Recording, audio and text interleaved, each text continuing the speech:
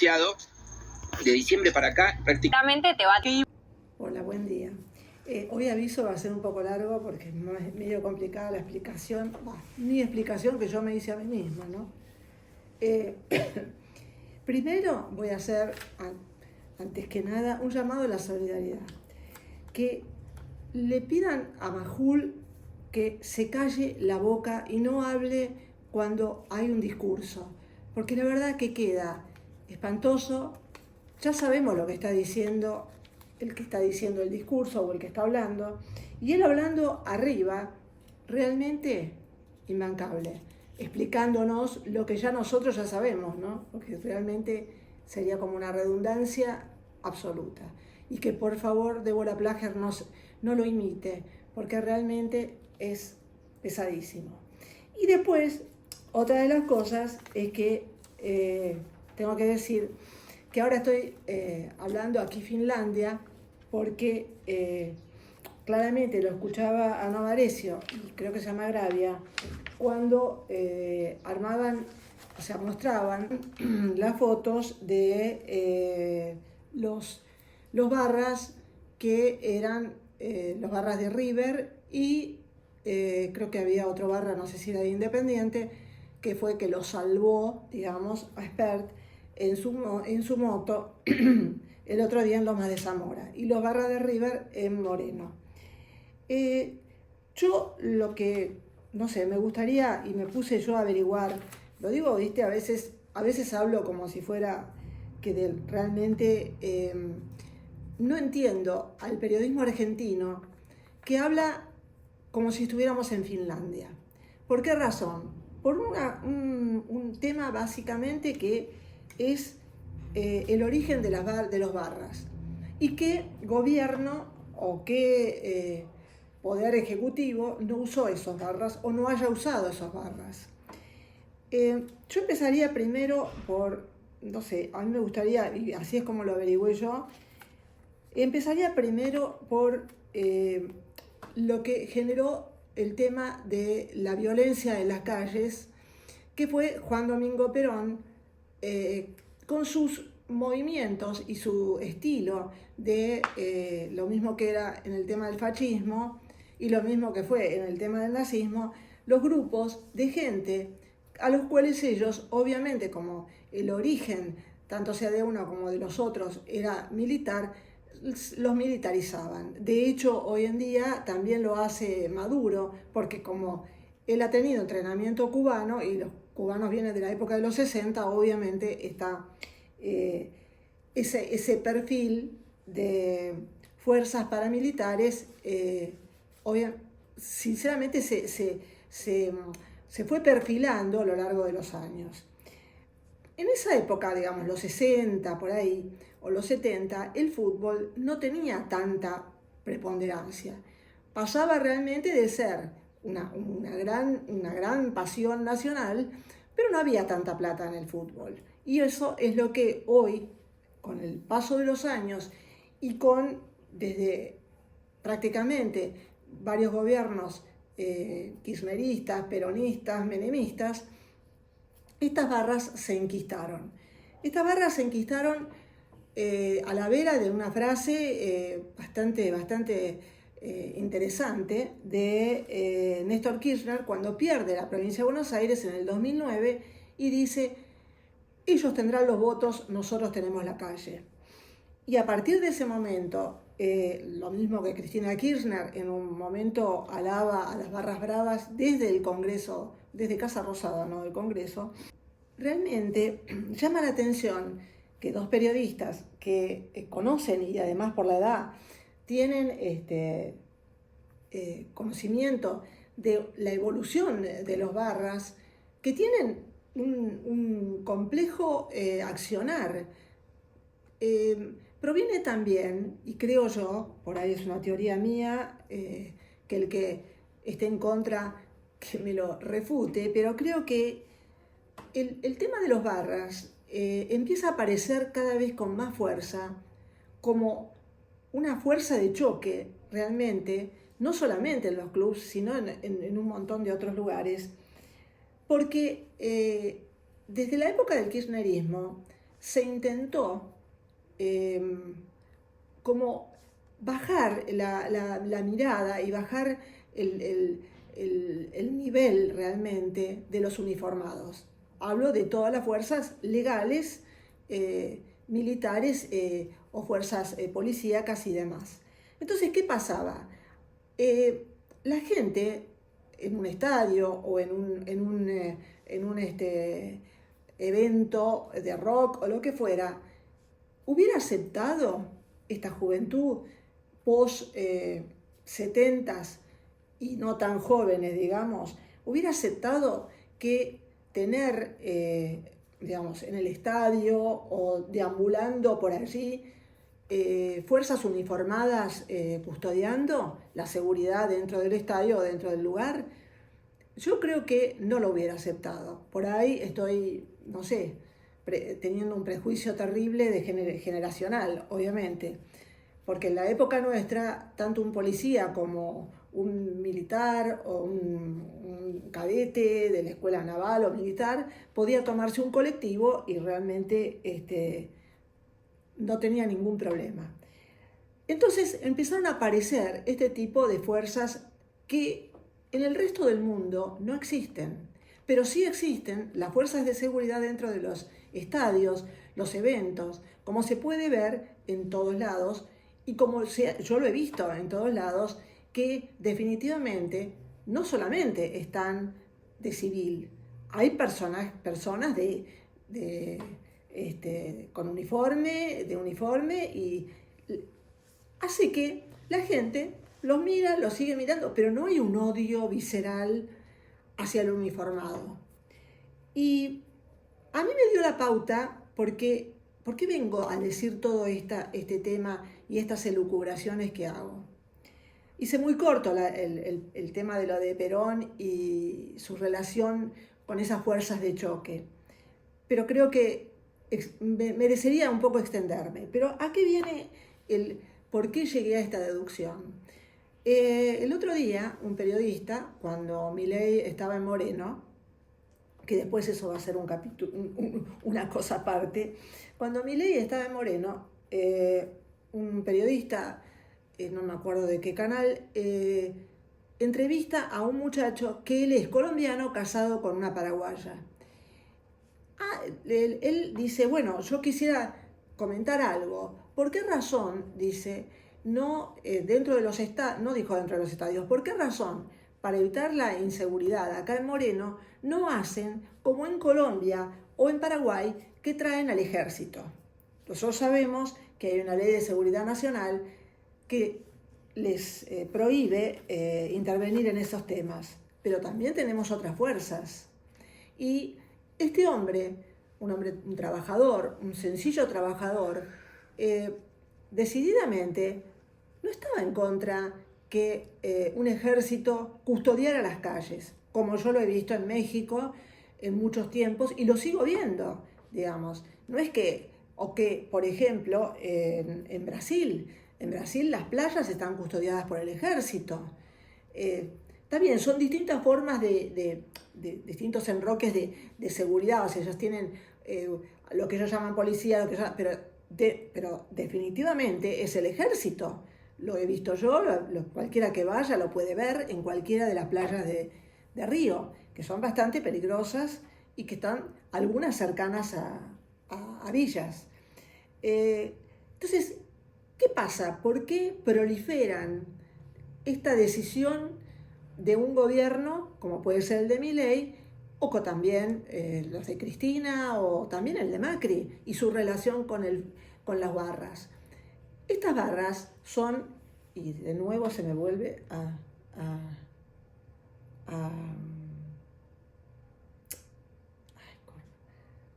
disculpen, simplemente es que se me vuelve.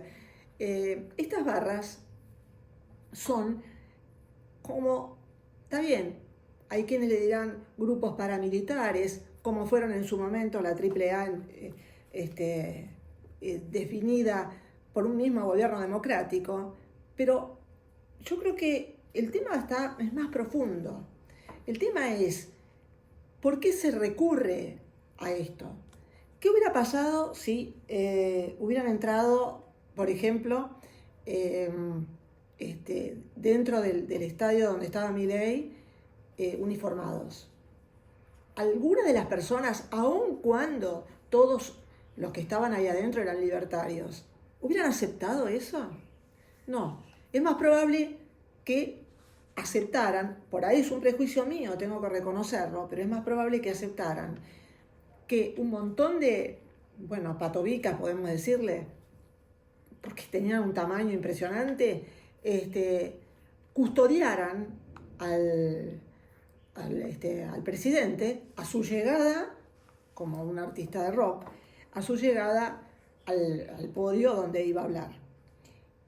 Lo que yo creo que, y he visto en otros lados, es que toda esa seguridad, ese tema, está garantizado no solamente por uniformados, sino oficiales, el clásico guardia con el prompter y bueno, no sé cómo se llama, el cosito que tienen ellos que está permanentemente escuchando y demás las órdenes que le dan los otros y cómo van manejándose en Estados Unidos. Ahí me faltaba decir el tema, en Estados Unidos. Y también uno lo ve en el Reino Unido, lo ve en Irlanda, lo ve en un montón de lados, y la población lo acepta como tal. O sea, no tiene una mirada resentida hacia el uniformado. Y yo digo, después de 50 años de haber pasado una dictadura, realmente, es necesario que todos los gobiernos que pasaron después hayan realmente, yo no lo digo fomentado directamente, pero en algunos casos, en forma aviesa, el tema, los que lo fomentaron directamente fueron el kirchnerismo, ¿no? Pero el resto no, el resto lo permitió. El resto dejó que estas barras siguieran aumentando y obviamente iban a aumentar a la vera del enriquecimiento del negocio del fútbol. Eso es un hecho, ¿sí? Pero el tema está, yo no quiero hacer la psicopateada de que es la población la que tiene la culpa y por eso pobrecito los barras, no. Lo que voy es a que el fenómeno de barras en la Argentina no está respondiendo en cierta manera a grupos que, porque la gente no aceptaría jamás a un uniformado dentro de un estadio que los controle o que le ponga orden, decididamente se recurre a esto como una forma barata, si se quiere, ¿sí? Porque estos mismos barras también estuvieron con el kirchnerismo. Y, bueno, Gravia y Novarecio pretenden claramente, y lo digo con bastante respeto, porque a veces ahí digo muchas cosas que veo que ellos sacan de mis comentarios en perfil, creen vivir en Finlandia. O sea, ellos quisieran tener un gobierno, para mi gusto, que sea absolutamente prístino, pulcro y demás. Bueno, yo no quiero decir mal de muchos, consuelo de tontos, pero lo que voy al punto es que, ¿qué hacemos ahora que estamos en Finlandia? ¿Qué hacemos con todos los argentinos?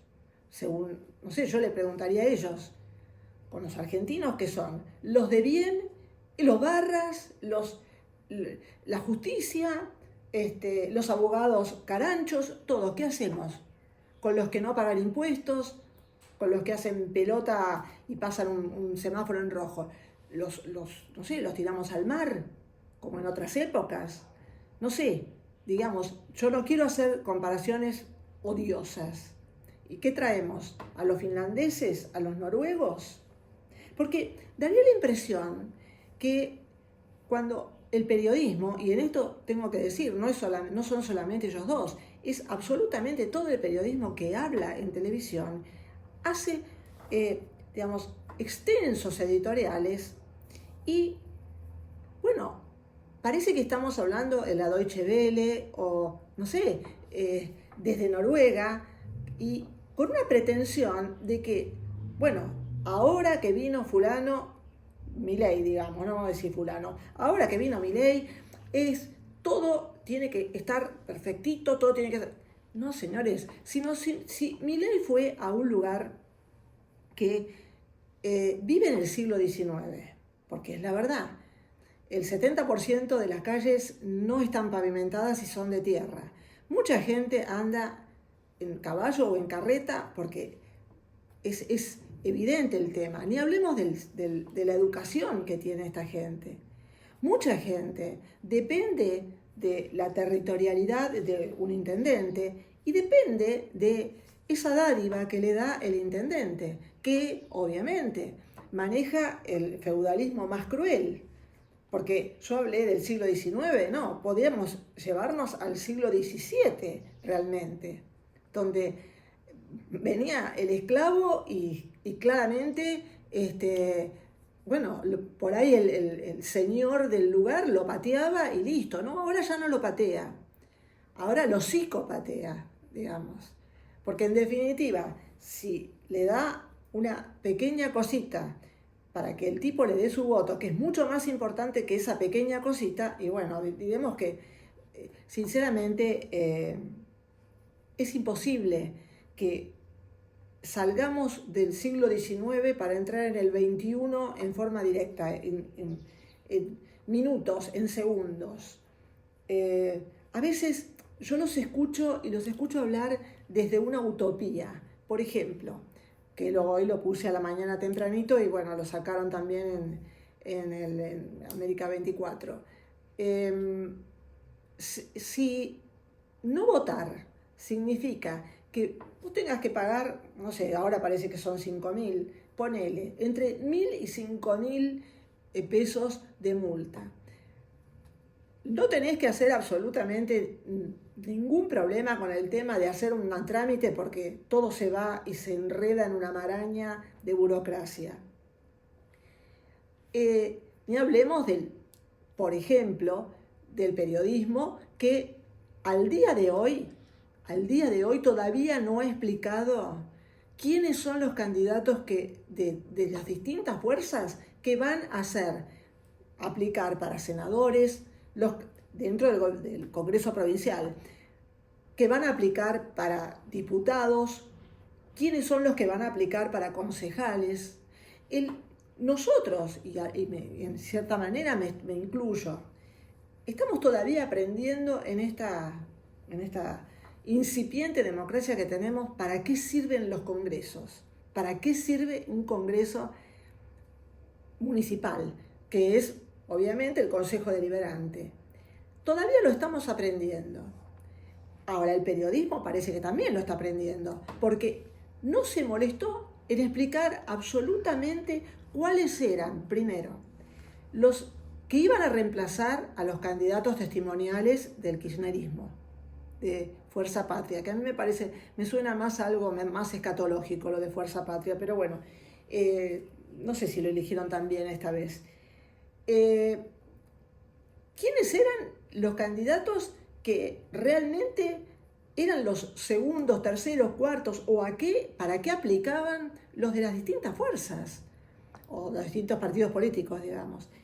Entonces, y ni hablemos de los políticos, que obviamente el gran negocio es mezclar todo, ponerlo todo en una bolsa y directamente no explicar absolutamente nada, que aunque creo que en algunos casos tampoco ellos saben, ese es el otro tema, porque quizás probablemente no conocen al tipo que va a ir de concejal en la lista de ellos, en la sección que van, ya sea la primera, la quinta, la décima, porque lo único que saben hablar y han sabido hablar todos estos días, y yo me voy a alargar con esto porque sinceramente es un tema que me preocupa, es delimitar que la tercera sección electoral era la más importante para el kirchnerismo, que en definitiva, bueno, perfecto, agarremos la tercera sección electoral.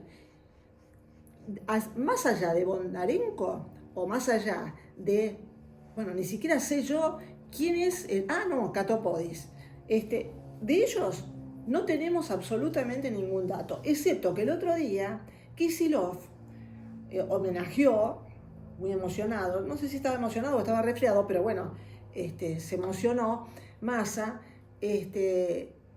la vi a Malena Galmarini, que probablemente esté dentro de la lista.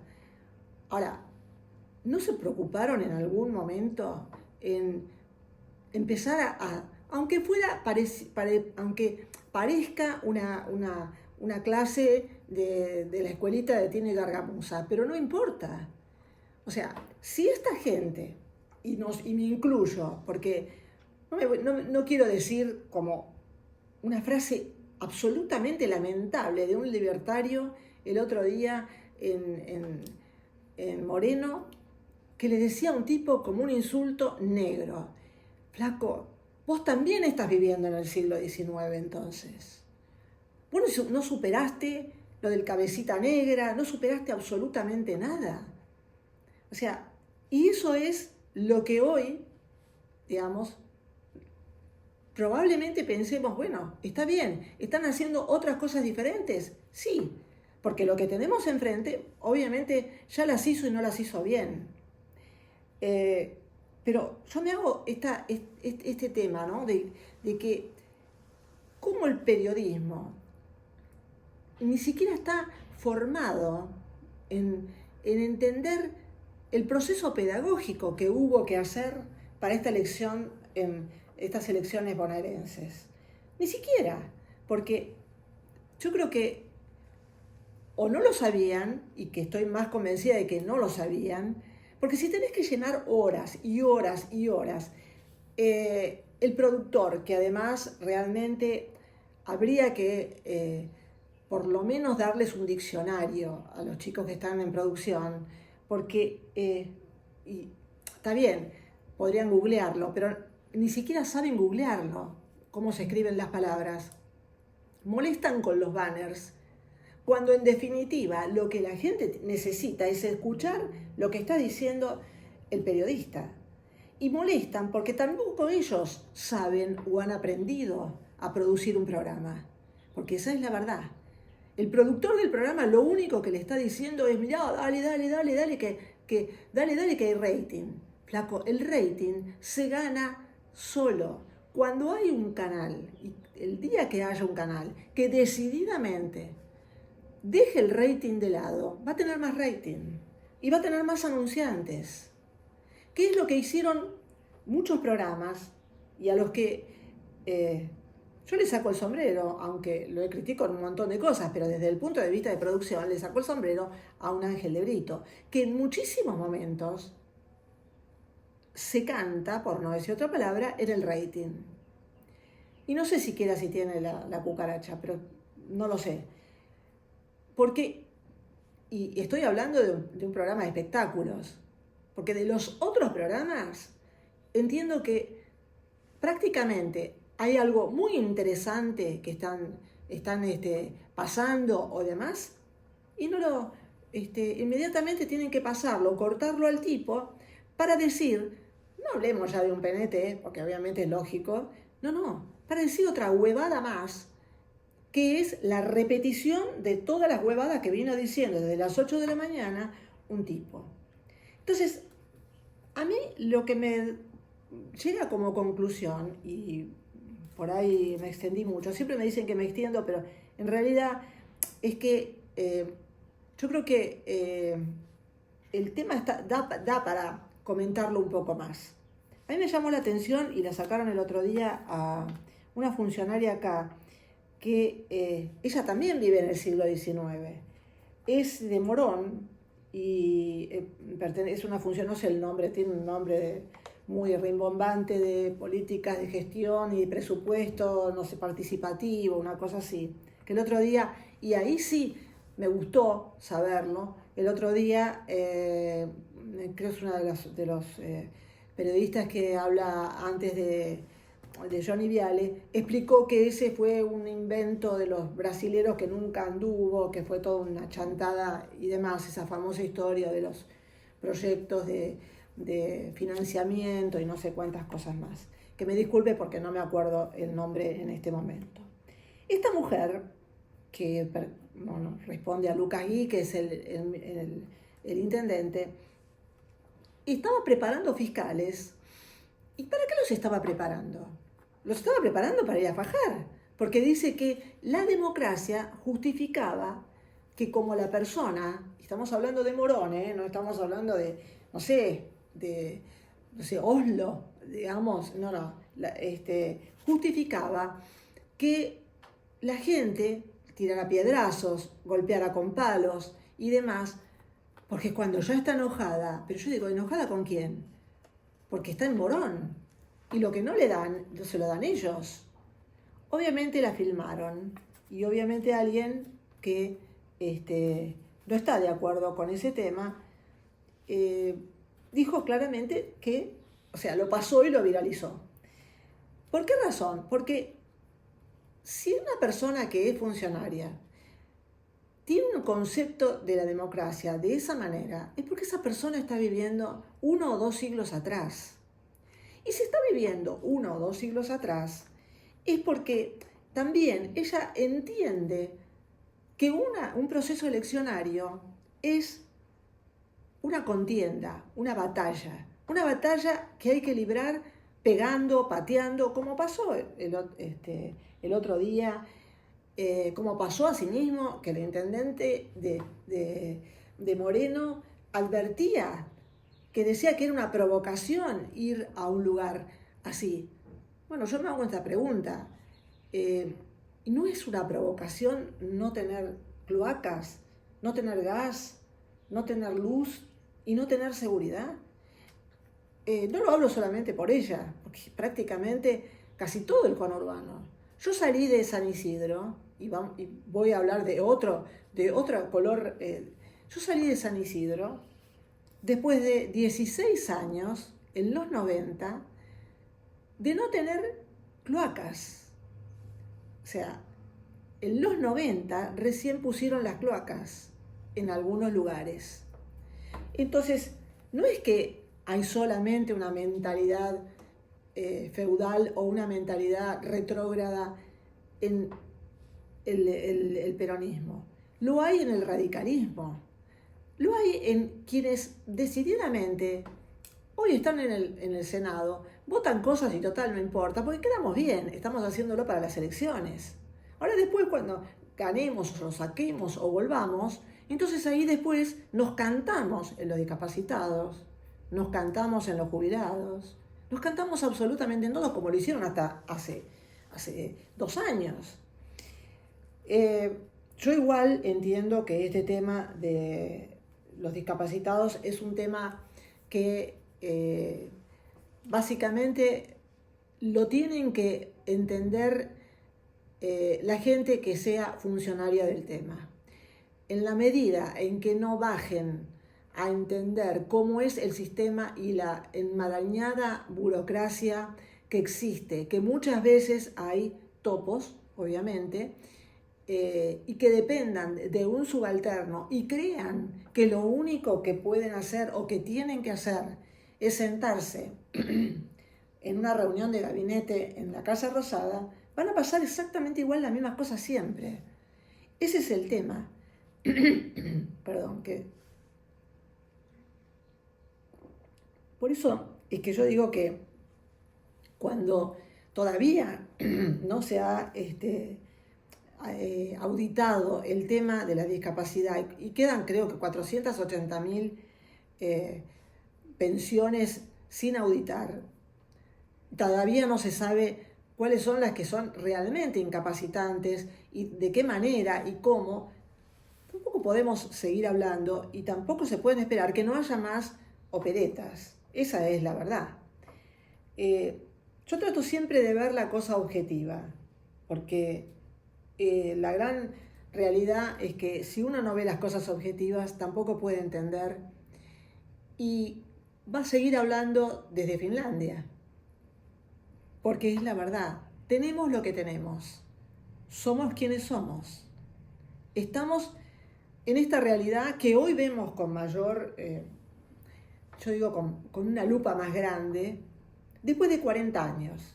Porque al principio creíamos que con la democracia se comía, se estudiaba, había salud, teníamos agua. Y hoy, después de 40 años, o sí, más o menos 40 y pico de años, nos damos cuenta que no, que en algunos lugares del conurbano todavía no salieron del siglo XIX. Y nos empezamos a dar cuenta que en realidad no importa el color político, lo que importa es que un tipo gestione. No importa si el tipo es lo que sea, no, ya está. Pero no soy solo yo que pasé estos años en cierta madurez y demás, y hoy llego y soy una persona grande. También lo saben chicos de 20, 25 años. No lo saben, no lo hablan solamente, pero también entendemos que en un mundo, en un país, no en un mundo, el mundo viene aparte y cada vez viene más movidito, pero en un país donde un padre no entiende que su hijo de 16 años, el sábado, que no vaya al boliche, que no se levante a las 2 de la tarde. Igualmente, si te levantás a las 2 de la tarde, niñito, querido mío, hasta las 6 están los comicios abiertos. O sea que podés ir perfectamente. Pero ese padre es el que tiene que entender que, ya que es una utopía realmente el voto, y que el tema y el concepto abstención es una utopía, porque en definitiva se volvió voluntario. Si no hay no digo castigo, pero una penalidad a esta contravención, o es voluntario o es obligatorio. Pero en el medio de voluntario y obligatorio está la palabra decisorio. Está la palabra en la cual está el libre albedrío de cada uno de nosotros, que sabemos ya que vivimos en una democracia, que sabemos ya que evidentemente nuestra democracia tiene enormes falencias. Una de ellas es que hay lugares en donde todavía no salieron del siglo XIX, muchos que hoy putean en las redes, libertarios, tampoco entienden que quizá, yo diría, como pasaron por una universidad, lo más probable que ya estén en el siglo XX, pero que tampoco entienden que no son una fuerza de choque verbal. Ellos están ahí para cubrir ciertas expectativas o para explicar ciertas cosas que el gobierno no podría explicar, pero ellos las saben. ¿Ellos salieron del siglo XX? ¿O es que ellos también están en un planteo violento? Y no sé, por último, yo creo que lo único que digo es que el tema de las elecciones, por supuesto, todos tenemos que reverlo cada 2 años y demás, pero todo eso no es más que, no se me apagó la computadora, todo eso no es más que, bueno, tiene que pasar por el Congreso. Y tiene que pasar por el Congreso una ley que cambie este sistema eleccionario, pero además de eso, que cambie el momento en que se puede elegir. Porque en muchos otros países, por ejemplo como Finlandia, donde viven Novarecio y Gravia, uno vota en el transcurso de un mes, ¿sí? Se puede votar incluso hasta desde otros países. No hay una obligatoriedad de ir un día determinado para ir y concurrir, entonces hacer la cola y... No. Entonces, si nosotros seguimos teniendo este sistema, es lo que hay. Y uno tiene que aceptar, no resignarse, sino aceptar activamente que el voto es importante. Porque volvemos a la historia de la señora argentina, que ha tenido enorme cantidad de parejas que no solamente la violentaron, sino que la fajaban, le metían los cuernos, le robaron. Y si nuevamente va a votar a un marido que la faje, la robe y demás, ¿de quién es la responsabilidad y la culpa? Porque esto es lo que hay. esto es lo que tenemos, todo lo que hay. Decididamente, cada uno tiene el poder, en el momento del cuarto oscuro, tiene el poder de decir, yo quiero seguir estando así, o otro que diga, no, yo no quiero seguir estando así. Es así. Ahora, después no te quejes.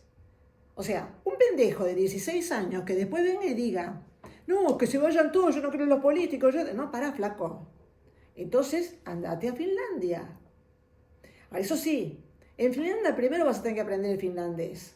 Después de aprender el finlandés, vas a tener que aprender algo a hacer. Porque si no, vas a terminar barriendo las calles, limpiando inodoros, que aunque muchos prefieren, porque de esa manera conoces Europa, te dicen. Y cuando vuelven, te quieren dar cátedra de lo poco que vieron desde el turibús en los distintos países. Y de lo bien que se vive, porque claro, papá y mamá los estaban bancando. Esta es la realidad que tenemos. Este es el momento histórico en el que vivimos. Bueno, habrá otros momentos en que haya cosas que se hayan superado. A mí me gustaría que, no sé, para terminar, quizás se empiece a superar ese resquemor que hay a las Fuerzas Armadas. Porque en definitiva, estas son generaciones nuevas, estas son gente nueva y que también está orgulloso de tener una profesión o tener un oficio. De la misma manera que muchos otros que salen a trabajar o que están orgullosos de lo que hacen. Por supuesto, a nadie le gusta cobrar poco. O sea, uno puede estar muy orgulloso de lo que hace, pero obviamente si no está cobrando mucho, va a estar disconforme, obviamente. Eso es obvio. Obviamente, obvio. No hay un tema, me repito. Pero bueno, intento decir que si no fuiste a votar, después no te quejes. Porque después no tenés derecho al pataleo.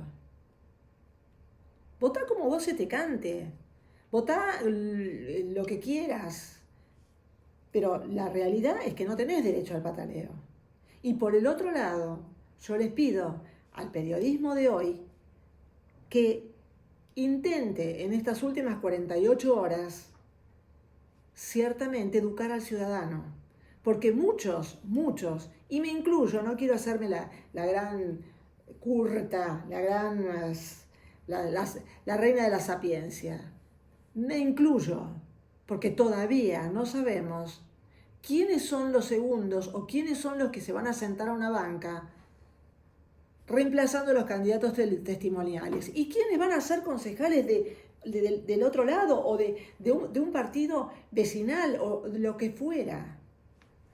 Ese es, para mí, el objetivo de estas últimas 48 horas del periodismo. Así que bueno, me descargué y chau.